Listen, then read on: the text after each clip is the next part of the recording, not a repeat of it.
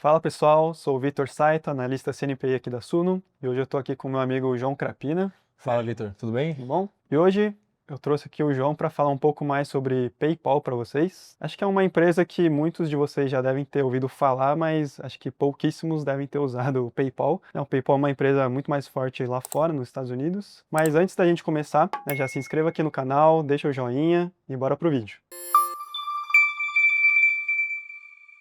Então, João, o que é a PayPal?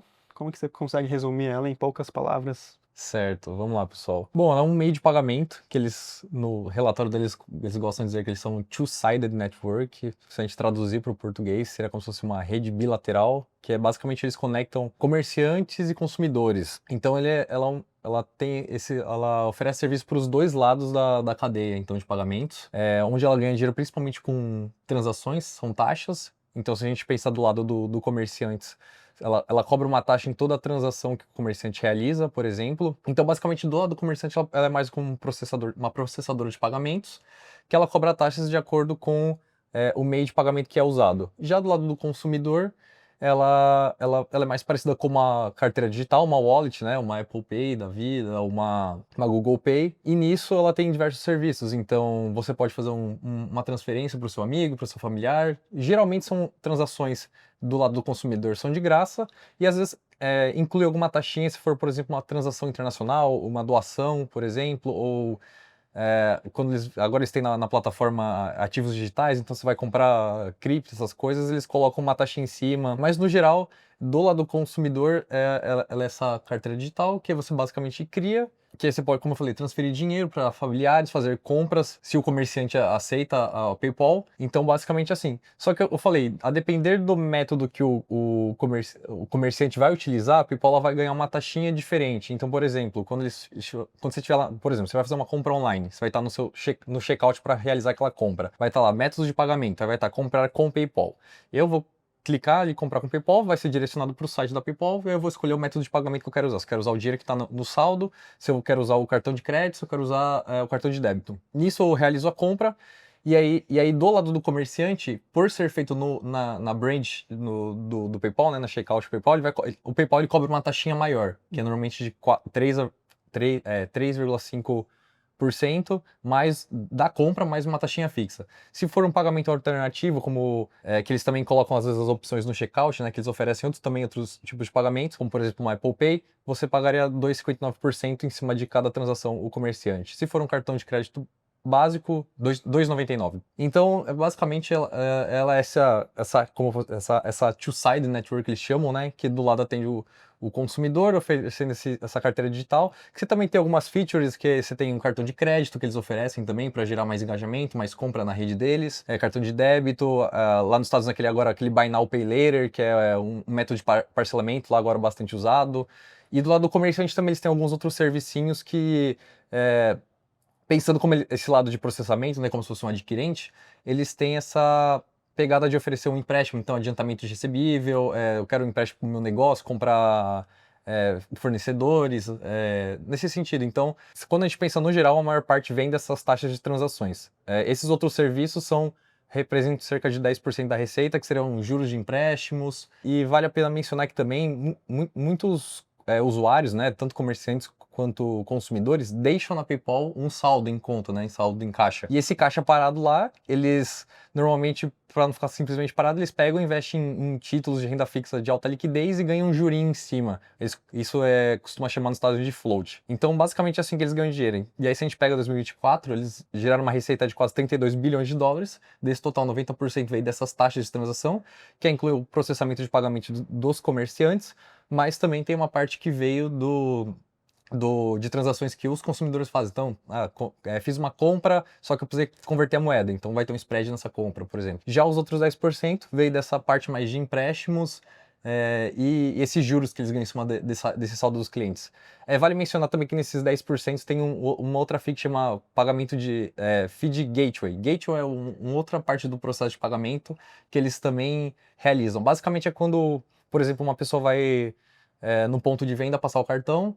O gateway é basicamente o software que pega a informação criptografada do cartão e manda para o processador de pagamento. Então é mais uma taxinha que eles ganham. E para a gente ter uma noção um pouco mais de números também, Hoje a PayPal ela tem mais de 400 milhões de usuários ativos, então você pega aí, cerca de 434 milhões, desses daí são 400 milhões são consumidores e 34 milhões são negócios, que são contas de negócios. Dentro desses 34 milhões, a empresa fala que a maior parte são pequenos e médios negócios, aí cerca de 20 milhões.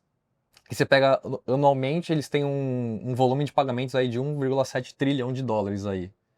Então é uma empresa bastante relevante com um tamanho bem grande aí no segmento de pagamentos. Você pode falar um pouquinho também sobre as vantagens competitivas do negócio e falar um pouco da história também? Acho que a história Certo, deve ter alguma importância. certo, exatamente. A vantagem competitiva dela é muito ligada na história da empresa, pessoal. A PayPal antigamente eram duas empresas, a X.com, que era do Elon Musk, que a ideia dele era criar uma empresa que fosse um conglomerado de produtos financeiros, então ia ter tudo lá dentro, porque ele achava que na época os bancos convencionais eram muito parados no tempo, ele queria uma empresa melhor com taxas menores. E do outro lado você tinha o Peter Thiel, que também é bastante famoso aí no mundo de empresas, startups.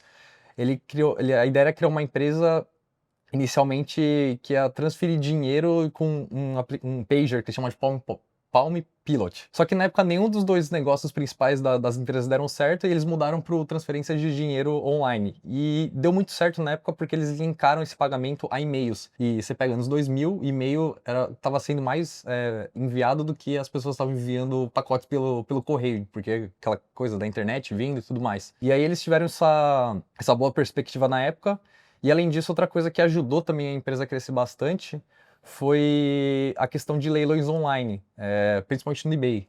O eBay surgiu e muitos dos usuários do eBay começaram a usar tanto o PayPal quanto a X.com, que eram essas duas empresas que posteriormente elas se fundiram para se tornar só o PayPal. E porque o eBay ele tinha seu próprio meio de pagamento, só que era muito ruim, demorava e as pessoas começaram a utilizar como principalmente pagamento no eBay. Posteriormente, o eBay chegou a comprar a PayPal porque eles estavam perdendo uma parte da receita grande para fora. Então eles falaram, eu quero tudo para dentro, então assim eu economizo nessa taxinha. E aí, basicamente foi isso. E ao longo do tempo, com o crescimento do e-commerce e da base de assinantes de usuários do eBay, a PayPal se beneficiou disso, então meio que criou um efeito de rede, né? Quanto mais usuários você coloca na rede, naquele ecossistema, mais ele cria valor. E aí você coloca mais comerciantes querem estar lá dentro, e aí foi assim ao longo do tempo que a empresa cresceu. E aí alguns dados rápidos, pessoal. Se você pega hoje, nos Estados Unidos, a empresa aceita em 84% dos maiores e-commerces dos Estados Unidos, então é bastante coisa.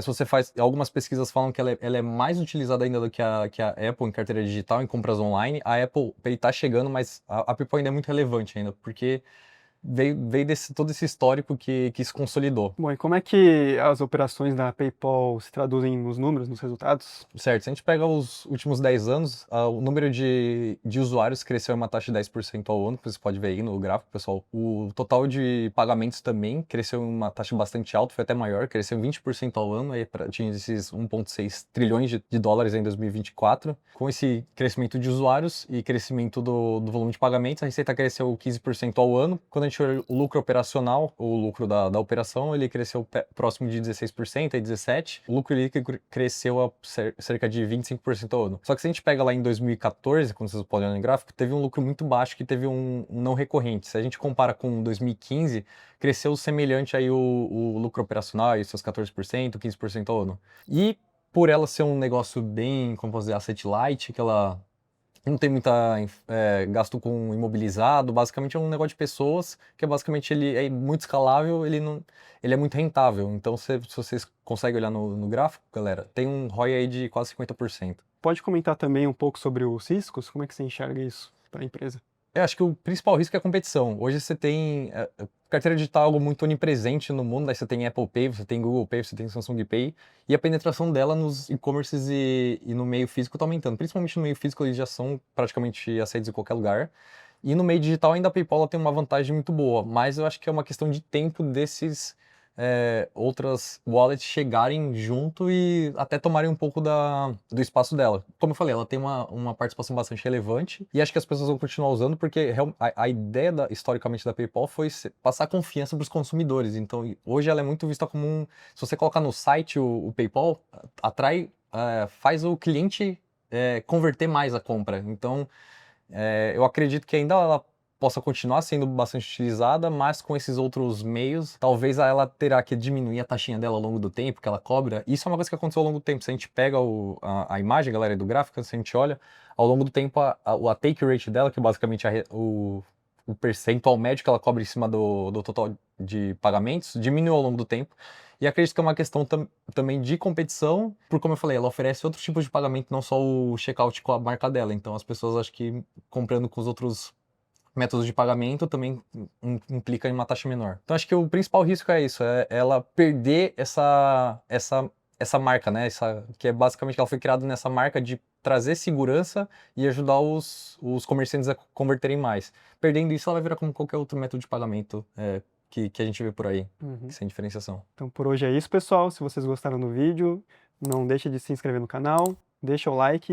E só um lembrete, pessoal, a gente vai estar deixando aqui na descrição o link do Suno Invest, um evento presencial que vai acontecer no dia 28 e 29 de junho. Lá vocês vão poder ter acesso ao Thiago Reis, o professor Baroni e alguns outros convidados também, tá? Então, se vocês tiverem curiosidade de saber mais, é só clicar no link aqui na descrição.